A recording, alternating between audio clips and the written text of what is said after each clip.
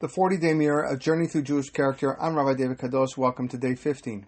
Yesterday we spoke about Pegama Bitachon Be'atzmo, the wound in self-trust, the inner critic that has been given a permanent office and refuses to vacate.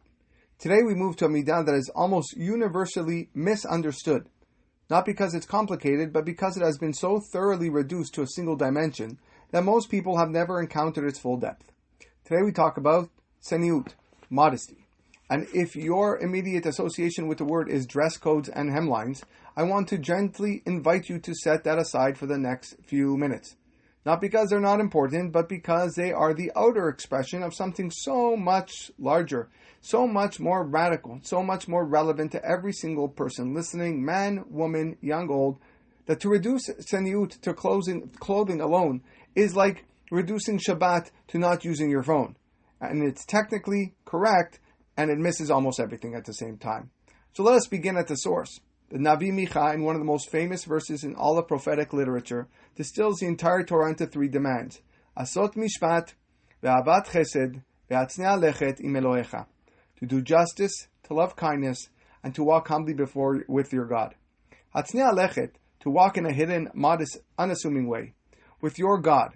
The Vilna Gaon points out something extraordinary about this pasuk. Justice and kindness, the first two demands, are public acts. They happen in relationship, in community, in the visible world. But Tzeniut, walking humbly, is described as happening with your God, in the private space, in the interior, which tells us something fundamental about what Tzeniut really is. It's not primarily about what other people see. It is about what happens when no one is watching. It is the alignment between your public self and your private self, between the person you perform for the world and the person you actually are at 3 a.m. Tzeniut is integrity made into a lifestyle. The Alter of Kelm, who we quoted yesterday, taught that Tzeniut has 3 dimensions, and only the first one is external. The first is Tzeniut of the body, the way we dress and carry ourselves physically. That is what most people think of when they hear the word.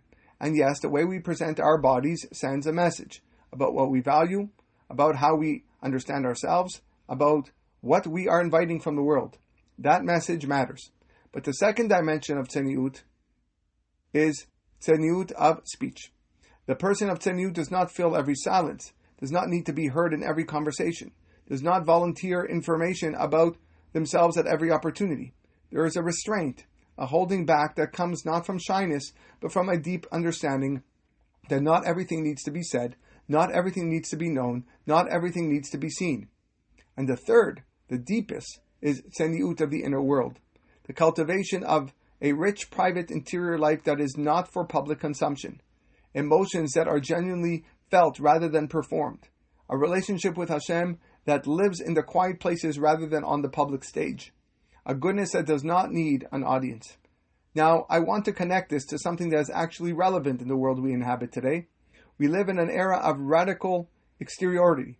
Social media has created an entirely new category of human experience, the experience of living life as content. Meals are photographed before they are eaten. Milestones are announced before they are absorbed. Grief is processed publicly. Joy is packaged for consumption. Even spiritual experiences, moments of genuine kedusha that previous generations would have guarded in their innermost chamber of the heart, are now captioned and posted within minutes. I'm not making a sweeping condemnation of social media. That is not my point. My point is this. When everything is external, something interior begins to die. When every experience is immediately converted into display, we lose the capacity to simply have the experience, to let it land, to let it change us, to let it be ours. Tzeniut is the counter-revolution. It is the insistence that some things, perhaps the most important things, belong to the interior, to the private, to the space between you and Hashem that no one else needs to enter. There's a story told of the Chafetz Chaim that captures this beautifully. A wealthy admirer once came to visit him and was shocked by the simplicity, the near poverty of his home. A table, a few chairs, a shelf of books, nothing more.